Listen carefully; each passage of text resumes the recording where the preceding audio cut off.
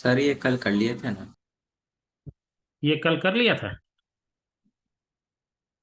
ये कहता है कि a block placed on a horizontal surface is being pushed by a force F making an angle theta with the vertical। ये vertical के साथ एक फोर्स F लगा के इसको क्या किया जा रहा है, पुश किया जा रहा है। If friction coefficient is mu, how much force is needed to get the block just started, discuss the situation when tan theta less than mu. जब tan थीटा का वैल्यू लेस देन म्यू हो जाएगा तो उस condition का situation हमको क्या करना है, डिस्कस करना है। ये पहला पार्ट तो है कि जो कि आप सिंपली अपने हिसाब से ही निकाल सकते हो। पहला वाला पार्ट है कि जस्ट इसको स्टार्ट होना है, इस ब्लॉक को ये फोर्स एफ से क्या किया जा रहा है, इसको पुश किया जा रहा है एफ फोर्स लगा करके। तो जैसे ही एफ फोर्स फोर्स लगाएंगे तो ये ब्लॉक किधर मूव करना चाहेगा, ब्लॉक इधर जाना चाहेगा, तो फ्रिक्शन का फोर्स जो है ये इधर लगेगा। तो कह रहा है कि अभी जस्ट ब्लॉक को क्या करना है, स्टार्ट करना है, इसके मोशन को जस्ट स्टार्ट करना है। यानी अभी ये ब्लॉक मूव नहीं किया है, it has to start now. Just means we have to talk about the limiting friction, यानी कि अभी ये ब्लॉक जो है जाने को तैयार है, अभी चला नहीं है ये। तो इस केस के लिए हम क्या करेंगे कि इस केस के लिए हमारे पास अब इसका सबसे पहला काम हमारा क्या होगा, इसका फ्री बॉडी डायग्राम खींचना होगा। इस एफ का दो कंपोनेंट हम ब्रेक करेंगे। एक कंपोनेंट क्या होगा, एक इस एक्सिस पे होगा और एक जो है इस एक्सिस पे होगा। अब इसका कंपोनेंट जब हम ब्रेक करेंगे, देखो इसमें कंपोनेंट ब्रेक करने में सावधानी रखना है। सावधानी ये रखना है कि ये एफ का डायरेक्शन अंदर के तरफ है, तो यहां वाला जो कंपोनेंट होगा that is F cos theta, ये अंदर के तरफ होगा, एफ कॉस थीटा, क्योंकि ये अंदर है। और यहां जो एक कंपोनेंट होगा जिसको हम ब्रेक करेंगे वो होगा एफ साइन थीटा।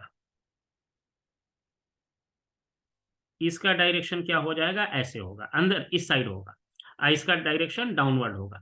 अगर ये फोर्स बाहर की तरफ रहता तो ये डायरेक्शन बाहर होता, ये भी बाहर की तरफ हो जाता। अब जब हम इसको जो है फोर्स ऑफ ये जब हम फ्रिक्शन की बात करेंगे कि ये देखो ये हमारा फोर्स, अब क्योंकि ब्लॉक को क्या करना है, for equilibrium condition, for equilibrium condition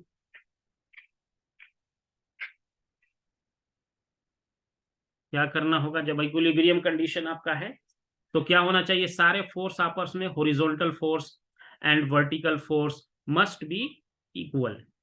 मतलब सारे फोर्स का resultant in horizontal direction as well as in vertical direction, resultant क्या होना चाहिए, जीरो होना चाहिए।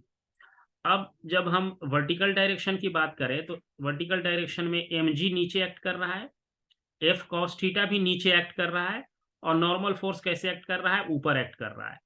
तो इसका मतलब हुआ वर्टिकल डायरेक्शन के लिए, फॉर वर्टिकल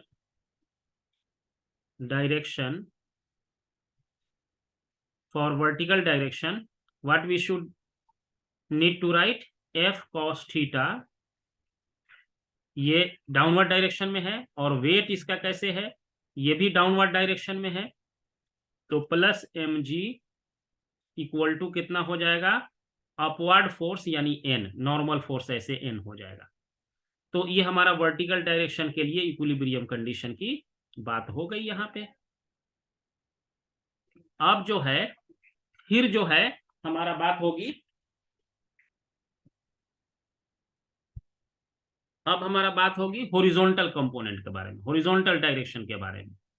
तो जब हम हॉरिजॉन्टल डायरेक्शन पे आएंगे तो क्या होगा इसमें, जब हॉरिजॉन्टल डायरेक्शन की हम बात करेंगे तो क्योंकि हॉरिजॉन्टली भी कहीं मूव नहीं कर रहा है, इसका मतलब है ये जो एफ साइन थीटा है it is in the right direction and this is frictional force in the left direction. So these force should be equal for horizontal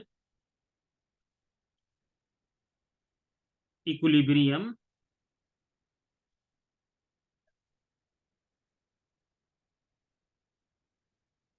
for horizontal equilibrium what we can write? We can write F sin theta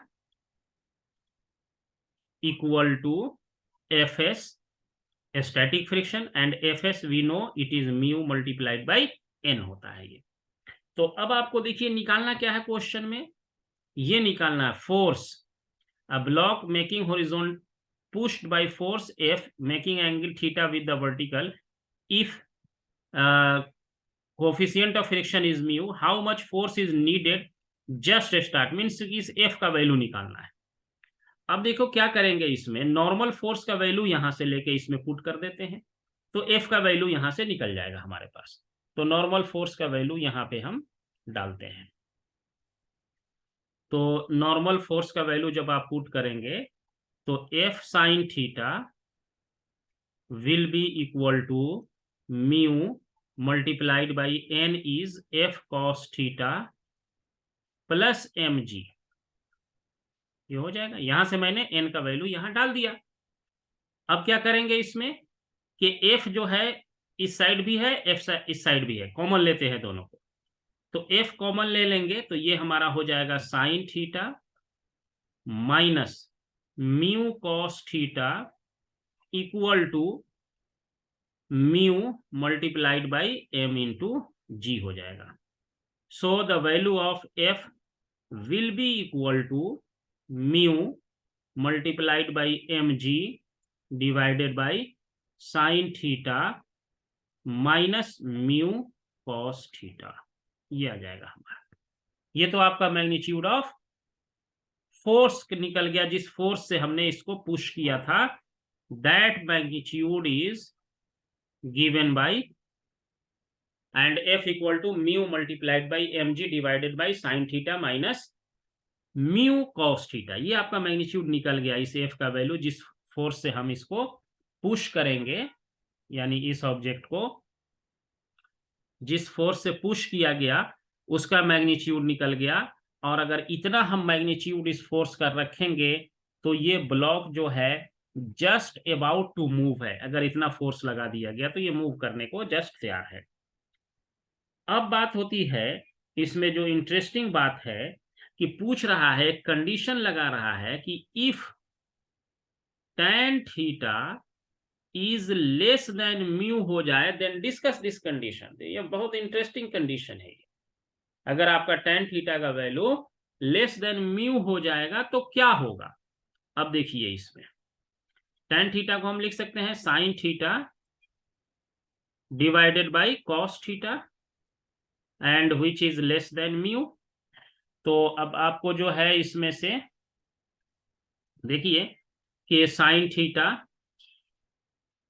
minus mu cos theta ये हो जाएगा less than equal to 0। देखो इसमें यहां ला देंगे तो mu cos theta हो जाएगा और इसको इधर ला दोगे तो माइनस हो जाएगा, तो यहाँ पे ये 0 बच गया। इसका मतलब क्या हुआ कि ये वाला जो वैल्यू है आपका, ये वाला जो वैल्यू है, यानी कि साइन थीटा माइनस, इसको अगर हम ऐसे देखें, ये वाला जो वैल्यू है, ये टोटल वैल्यू, ये वाला जो हमको आ रहा है, if this value is less than 0, अगर ये वैल्यू आपका 0 से कम हो गया तो इस जरा F फोर्स की बात देखो क्या होगा। ये वाला वैल्यू हमारा क्या हो जाएगा, F का वैल्यू क्या हो जाएगा, निगेटिव हो जाएगा। यानी कि ये वाला वैल्यू हमारा क्या हो रहा है, ये value it is negative. Less than 0 का मतलब क्या है, ये निगेटिव है। तो ये निगेटिव होने से हमारा F क्या हो जाएगा, F will B negative. F हमारा निगेटिव हो जाएगा। और F जब आपका निगेटिव हो जाएगा तो आप सिचुएशन को जरा एनालाइज करिए कि क्या होगा। अब F निगेटिव होने का मतलब क्या हुआ कि आप कितना भी फोर्स अप्लाई कर लेंगे, चाहे वो फोर्स हमारा कितना भी हमारा फोर्स अप्लाई होगा, हम इस ब्लॉक को आगे पुश नहीं कर पाएंगे। अगर ऐसा हो गया it means the block will not be pushed, will not be pushed, whatever value of force is applied, चाहे इस फोर्स का आप कितना भी वैल्यू अप्लाई कर दो, what ever value of force is applied, value of force is applied, चाहे आप कितना भी अप्लाई कर देंगे, तो क्योंकि कुछ भी लगाएंगे तो ये निगेटिव ही हो जा रहा है, इसका मतलब है ये ब्लॉक हमारा आगे नहीं जाएगा। तो ये हमारा कंडीशन भी निकल के आया कि for angle less than tan inverse mu, यानी कि हमारा ये एंगल जो है tan थीटा जो है हमारा क्या है कि ये हमारा tan थीटा जो है ये क्या लिया गया है, लेस देन अगर हम म्यू रखते हैं या थीटा इक्वल टू कह सकते हैं, अगर हमारा less than tan inverse mu है, अगर ऐसा हो गया ये एंगल, तो ये ब्लॉक को आप कितना भी फोर्स लगा लो, म्यू का वैल्यू अगर हम डाल दें उसका tan इनवर्स निकाल लें, सपोज करो कि म्यू का वैल्यू मैंने डाल दिया 0.2, तो tan इनवर्स का वैल्यू 0.2 में कितना आएगा, लगभग ये वैल्यू जो भी हो, tan इनवर्स 0.2 का मतलब हो गया कि वो भी जो है ये 0.200 होता है, मान लो 5 डिग्री के आसपास हो गया, अगर कुछ हुआ उससे कम रखेंगे अगर ये वैल्यू, ये वाला फोर्स tan इनवर्स, सपोज करो कि ये वाला हमारा वैल्यू है ऐसे, अगर इसका हम एग्जैक्टली एनालिसिस करना चाहें ये वाले बात को ऐसे लगा के, ये वर्टिकल एंगल एक्सिस के साथ यही थीटा था हमारा, तो इस कंडीशन में अगर कोफिशिएंट ऑफ फ्रिक्शन यहाँ म्यू इक्वल टू मान लो 0.2 है, तो tan इनवर्स 0.2 कितना होता है, देखो इसका वैल्यू जो है अगर 0.2 होता तो tan इनवर्स 0.2 लगभग 11 डिग्री आएगा, चेक कर लेना 11.3 डिग्री आ रहा है, यानी थीटा का वैल्यू अगर आप 11.3 डिग्री से कम पे लगाएंगे, यानी वर्टिकल के साथ अगर ये एंगल जो है 11.3 से कम हुआ, या मान लो 10 डिग्री अगर हो गया ऐसे, तो इस फ्रिक्शन के लिए आप कितना भी फोर्स लगा लो इस पर, ये ब्लॉक यहां से मूव करने वाला नहीं है, यही मतलब होता है इसका, प्रैक्टिकल मीनिंग यही है कि आप कितना भी फोर्स लगा लो ये मूव नहीं करेगा। ओके, अब देखते हैं नेक्स्ट क्वेश्चन बनाते हैं।